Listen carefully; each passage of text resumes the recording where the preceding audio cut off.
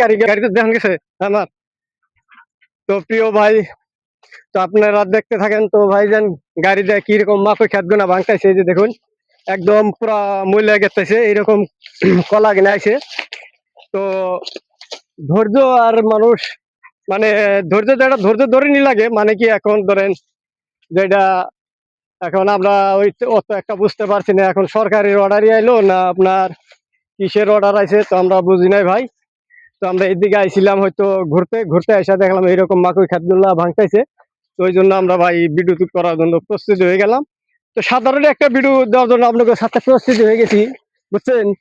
এই দেখেন কি কলাগুলা ভাই, এইরকম কলা ভাই যদি ভাঙে, আপনারও যদি ভাঙে আপনার কেমন লাগবো ভাই, আপনার মনে কেমন লাগবো কোন।